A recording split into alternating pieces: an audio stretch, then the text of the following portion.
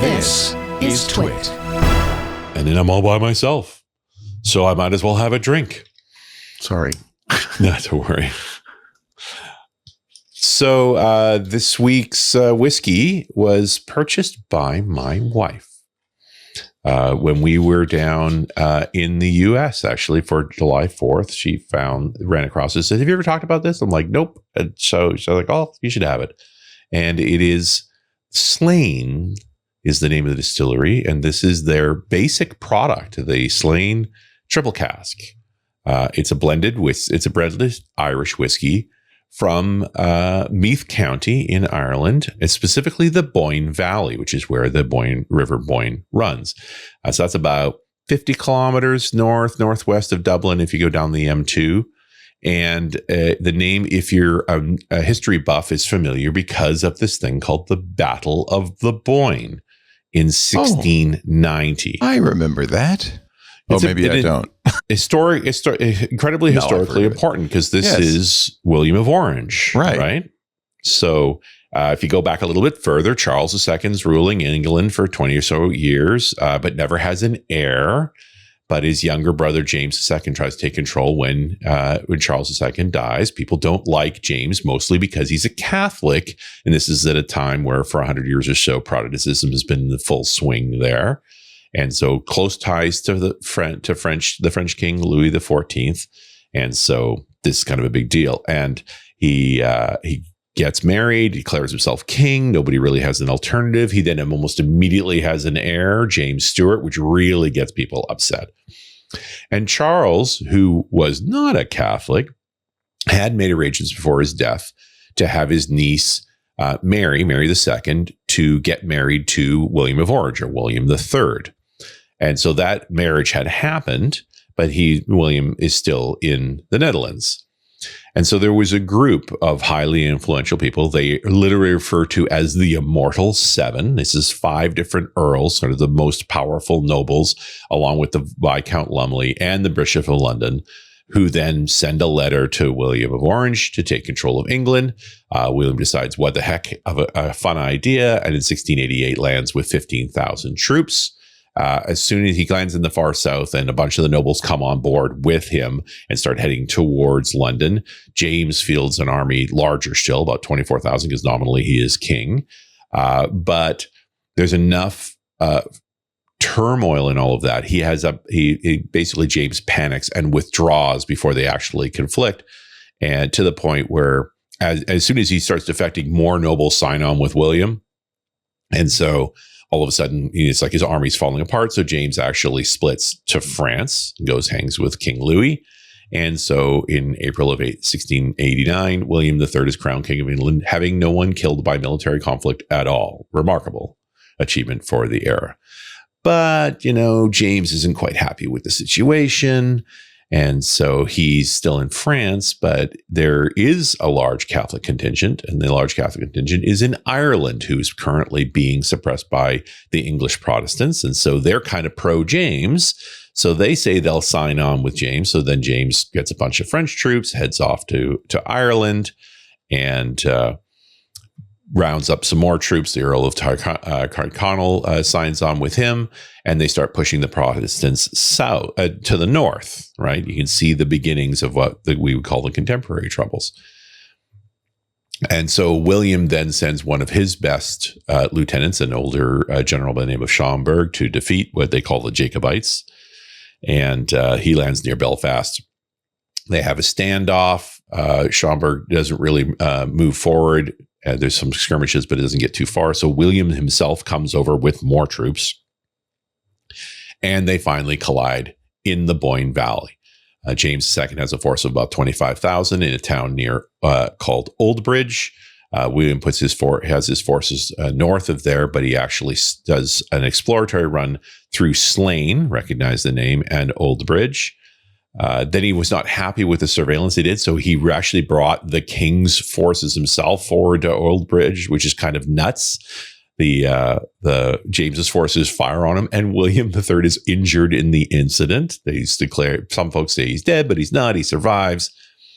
But he sees the situation, and so he sends 7,000 troops up to Slane, which is a good 10 kilometers further up the river, and the rest hold at Old Bridge. James now sees the count and probably should have withdrawn. He's definitely outnumbered, but instead moves about 2/3 of his forces, 18,000 men, towards the folks moving in through Slane, although they end up crossing at Rosnaree. And so that leaves only about 8,000 facing the bulk of William's forces, who then come across the river at Old Bridge. The crazy part is almost all of the Jacobites, half the forces, because they actually went into this face-off with the diversionary group, didn't actually ever fire a shot in anger. There's a series of battles at the riverfront.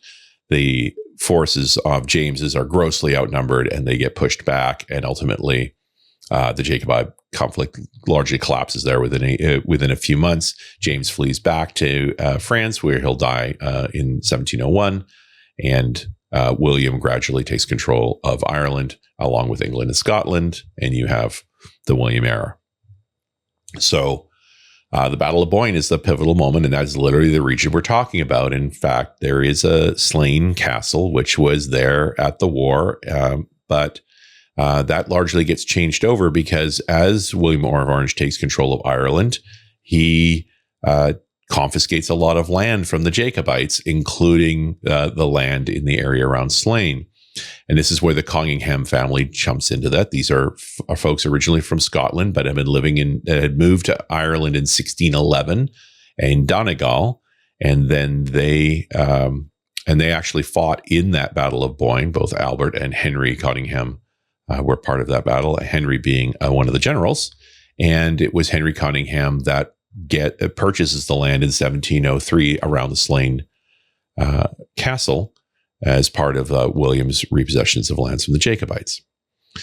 So there was an existing castle going back to the 14th century. There was monasteries and things even older than that, but they take over the initial castle, and a couple of generations later in 1785, the castle is largely rebuilt. That's the castle that is still standing there today, although it is expanded further in 1796, including a set of stables that today are the Slane Distillery. So that's the setup for the area. And there was whiskey making back in the day in that area, but it had all been shut down for various reasons. The castle, of course, continued to operate.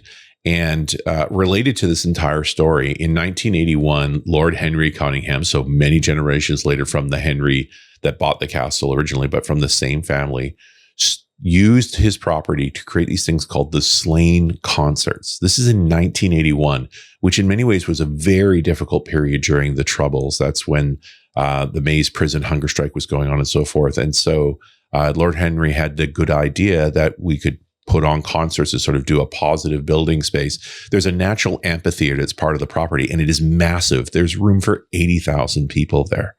And so they still do these concerts to this day, but it began at that time as a way to have something positive going on in Ireland during the Troubles. But let's get to the whiskey part of the story, which is much more recent. So the yet younger generation in 2008, a son of the same Lord Henry, the one that started the concerts in 2008, Alex Conyngham, decides he wants to start making whiskey. And so he starts doing blends from the New Middleton Distillery, including a triple casking, not all that different from the one I have today, which he actually launches in 2015.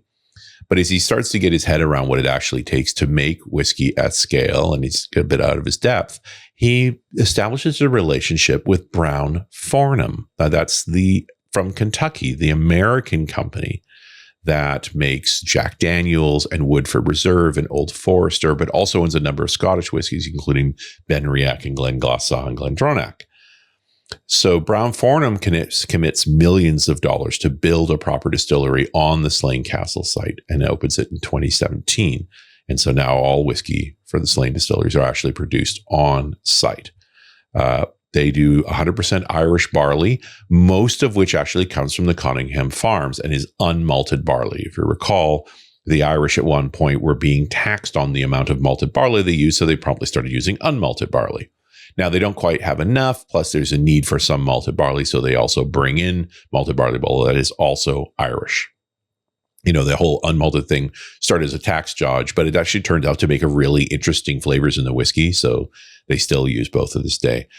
Their mashing processes are separate from the malted unmalted. This is not that unusual. They use a typical whiskey process with lauter tons for the malted. For the unmalted, you have to do a few other processes to break down the sugars because it hasn't been malted. The whole malting process is about using the natural plant reactions to break apart the long carbohydrates into short sugars. And so when you're not going to do that, you have to grind it a little finer. You've got to heat it and mix it and add enzymes to it to actually start to extract the sugars from it. And then that can go through the lauter ton as well. So the grain run and the malt run go separately. They have 3 wooden washbacks of about 26,000 liters each. They do a very long fermentation, about 120 hours. And then they do a split distillation as well. The malt the malt wort goes into pot stills. They do a triple distillation. So there's 2 13,000 liter stills. They call the wash and the intermediate still, and then a 4,000 liter spirit still. And then for the grain whiskey, they use a column still. It's actually 6 smaller columns side by side, 3 of which are stainless steel and 3 of which are copper. And then those distillates, the resulting product is barreled in 3 different kinds of barrel. Jack Daniel's barrels, because they're obviously part of Brown-Forman, and Jack Daniel's the largest producer of whiskey in the world, so they have a lot of barrels they're only allowed to use once. They also do New American oak barrels, also from Kentucky, although they are planting thousands of acres of oak trees on the Slane Castle property to start producing their own local oak, and Oloroso sherry casks from Spain. So that's your 3 barrelings, 2 different distillates. So that's 6 combinations right down there. They do a bunch of aging and then they combine back to make a particular version. Now, this is a blended whiskey. It has both grain and malt in it. So it's relatively inexpensive. $27 a bottle I found on Bevmo for a 40%. This is very Irish, which is to say, good, it's right? Beautiful. There's no big scary nose on it. It smells real gentle. It sips lightly. It's rich and creamy the way that grain alcohol effect has, the way they process it. They've taken all the harsh notes out of it, and you're warm all through. Just like listening to an Irish jig. It's fantastic, and it's inexpensive. Normally, your default whiskey, your default Irish, is a Jameson. Let's face it, it's the most popular Irish whiskey out there. It's easy to come by. It's about the same price. No big deal. So why wouldn't you buy the Slane instead? Because everybody sees Jameson coming. This is just a little bit different. It has a bit of character to it. And in some ways, it almost reminds me of Woodford Reserve, and then which is also a Brown-Forman product in its particular style, except it's barley instead of corn, so it's just not as sweet. So you don't get that big sweet upfront hit. It goes down super nice, like every Irish whiskey should, but for a really very reasonable price. Nice.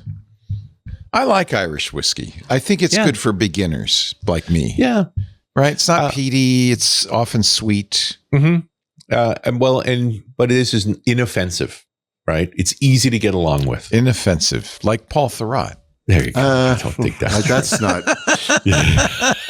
I can't put my finger on it, but I don't think that's. I don't know. Maybe. But you're right. It's a good intro whiskey in the sense that it's not going to frighten you. It's not going to try and poke your eye out or anything like that. So you can start off pretty easily. And then when you're going to look for more adventures, there's adventures to be had.